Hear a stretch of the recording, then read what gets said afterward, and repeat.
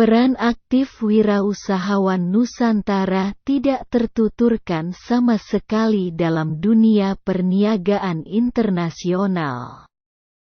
Padahal, rempah-rempah yang diperdagangkan di pasar Eropa dihasilkan dari Nusantara Indonesia. Rempah-rempah itu juga merupakan komoditi perniagaan yang sangat penting dalam dunia niaga saat itu. Dampaknya tempat dan jalan menuju ke pusat rempah-rempah dirahasiakan. Pengaruhnya nama-nama kepulauan di Nusantara menjadi tidak disebutkan dalam penulisan sejarahnya. Barangkali hal ini pula yang mengakibatkan Barat belum memahami betapa luasnya Nusantara Indonesia.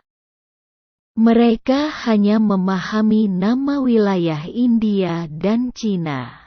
Apa yang sebenarnya yang disebut dengan India, Barat tidak juga mengetahuinya. Dampaknya dalam pandangan Barat terdapat banyak wilayah yang disebut dengan nama India. Barat baru memahami India dan Nusantara Indonesia atau saat itu disebut sebagai Kepulauan India setelah masuk abad ke-16.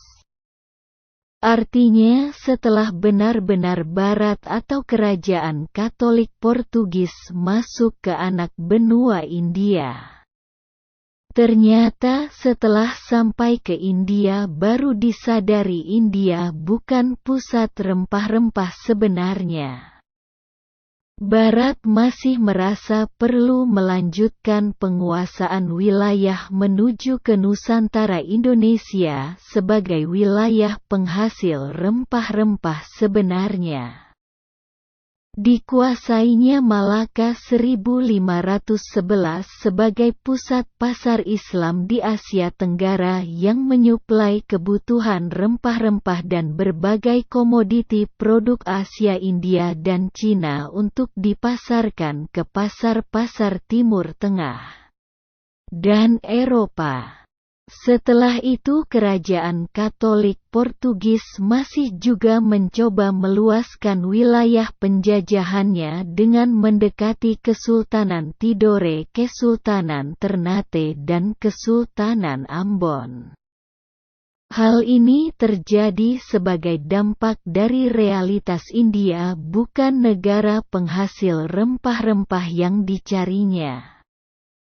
Hanya Nusantara Indonesialah yang benar-benar negara asal penghasil rempah-rempah sebagai komoditi yang mengisi kebutuhan pasaran dunia.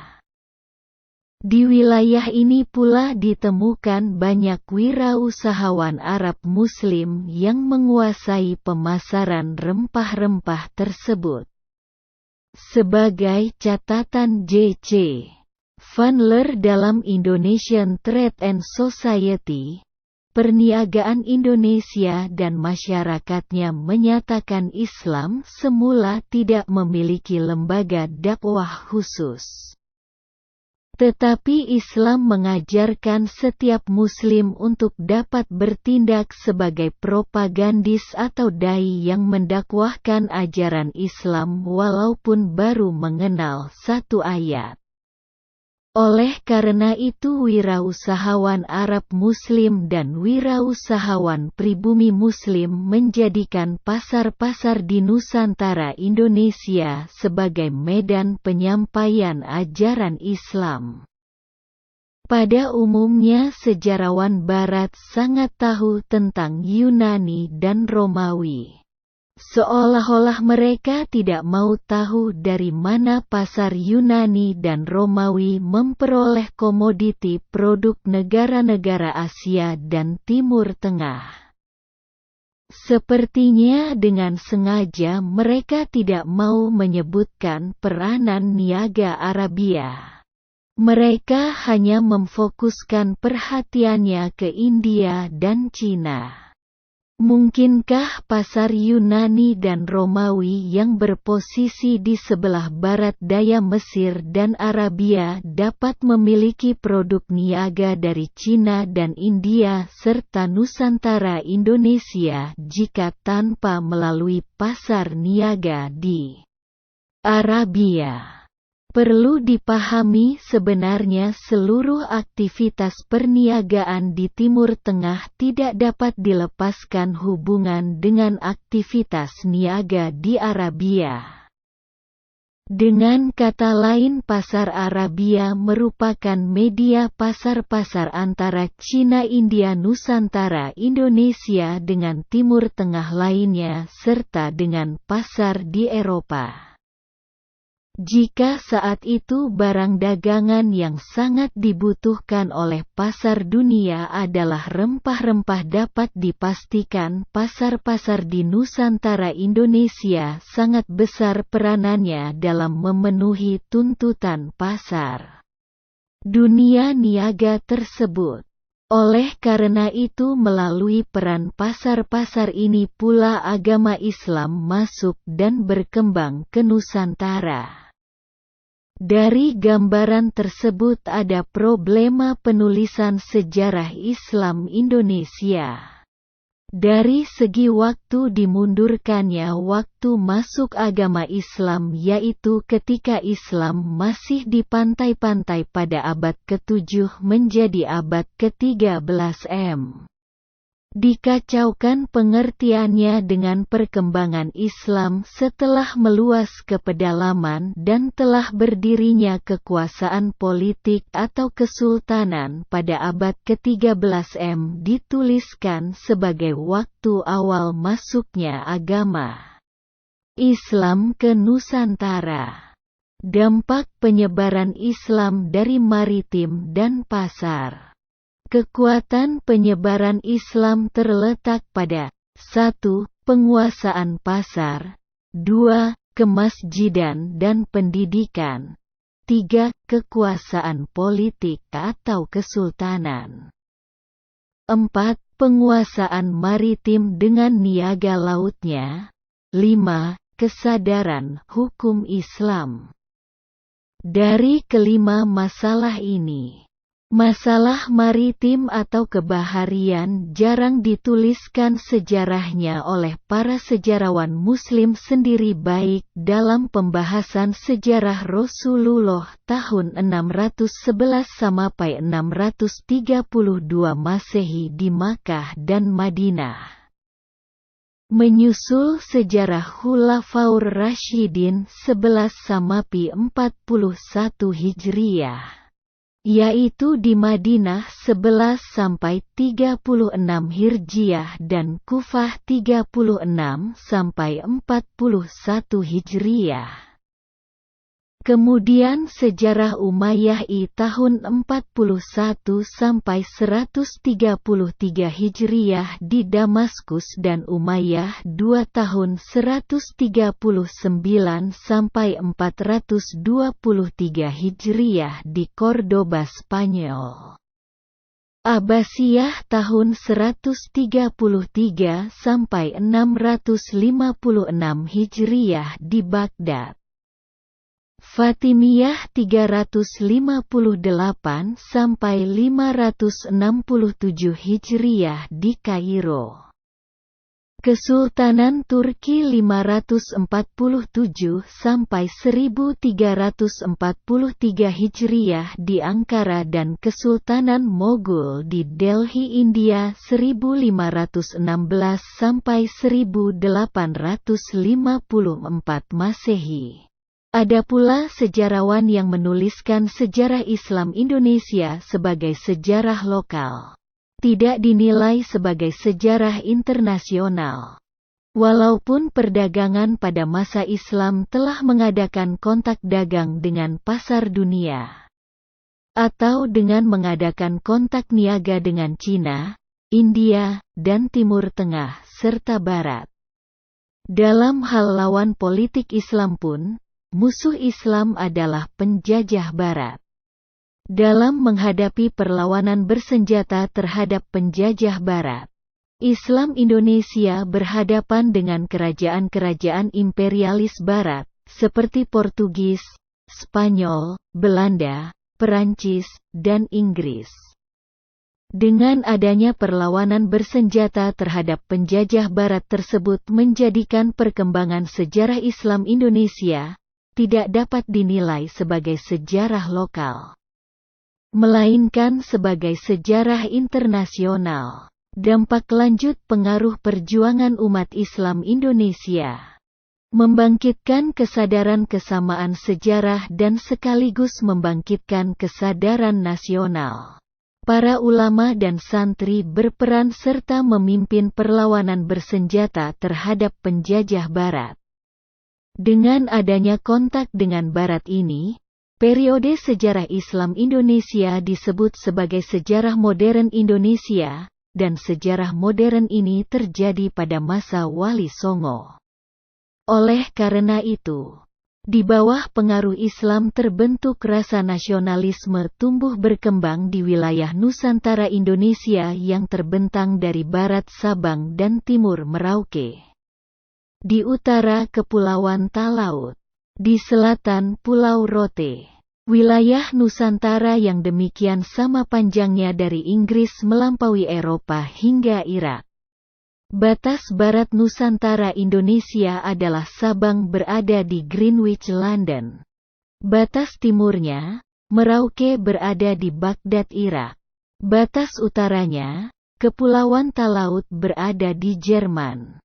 Sedangkan batas selatannya, Pulau Rote berada di Aljazair. Di wilayah seluas Nusantara Indonesia yang demikian itu matahari harus terbit sampai 3 kali. Dampaknya menimbulkan perbedaan 3 waktu. Waktu Indonesia Timur, WIT, matahari terbit lebih awal 2 jam daripada waktu Indonesia Barat, WIB. Sedangkan waktu Indonesia Tengah, WITA, matahari terbit 1 jam lebih dahulu daripada waktu Indonesia Barat, WIB. Betapa dahsyatnya produk dakwah para dai dan wirausahawan masa lalu, mampu menjangkau wilayah yang sangat luas. Jika kita bandingkan antara luas wilayah negara-negara di Eropa dengan provinsi atau pulau di Nusantara Indonesia sebagai berikut. Perancis 547.026 km persegi.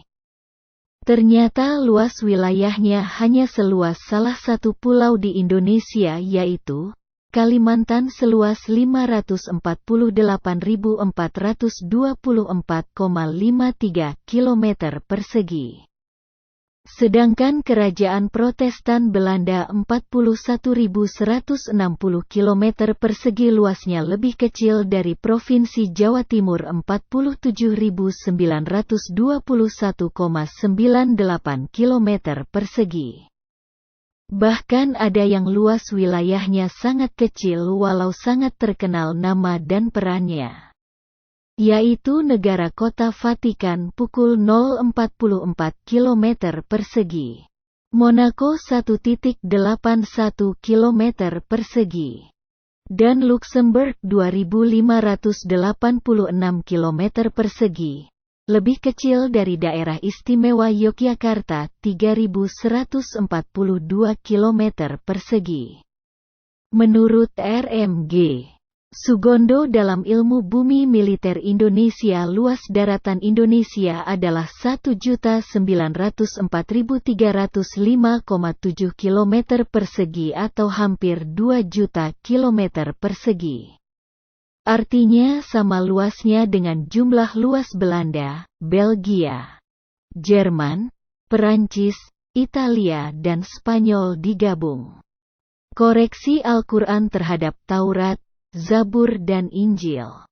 Banyaknya penyebutan atau pengulangan nama-nama Nabi dalam Al-Quran seperti Nabi Nuh 43 kali, Nabi Ibrahim 67 kali, Nabi Musa 136 kali, Nabi Isa 25 kali karena terjadi pendistorsian atau penyelewengan kisah sejarah para nabi-nabi tersebut dalam kitab suci agama non-Islam. Adapun pendistorsian atau penyelewengan yang terdapat dalam kitab suci agama Yahudi dan Nasrani menuliskan sejarah para nabi tersebut sebagai pembawa agama non-Islam, Yahudi atau Nasrani. Al-Quran menegaskan kedua agama ini bukan ciptaan Allah. Penolakan ini dipertegas oleh Allah dengan wahyunya, "Ia nufariku baina ahadim minhum wa nahnu lahu muslimun." Artinya tidak ada seorang nabi atau rasul pun yang berbeda ajarannya, keseluruhannya adalah muslim. Al-Quran Surat kedua ayat 136 dan Surat ketiga ayat 84. Karena adanya pendistorsian dan penyewengan penulisan sejarah kerasulan, diulangkan kembali kisah sejarah kerasulan yang keliru. Kemudian hasil koreksiannya dituliskan kembali atau terpelihara, muhaiminan dalam Al-Quran. Al-Quran Surat kelima ayat 48.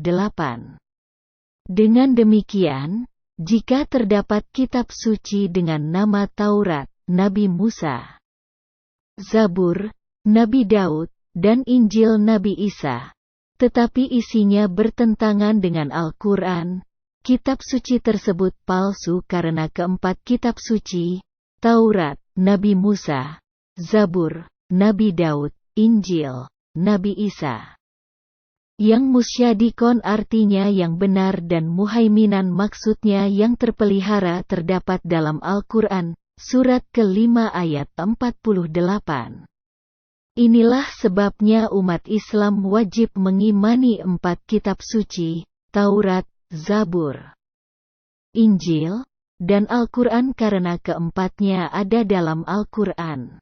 Bukanlah kitab suci yang benar walaupun namanya Taurat, Zabur, Injil bila terlepas pengertiannya dan tidak berdasar Al-Quran. Walaupun penulis tidak membahas masalah macam-macam mukjizat tetapi masalah utamanya telah tergambarkan bahwa Islam sebagai agama yang benar-benar diajarkan para nabi dan rasul. Penulis tidak mengikuti pandangan sejarawan lainnya yang menganggap bahwa Islam hanya ada pada masa Muhammad.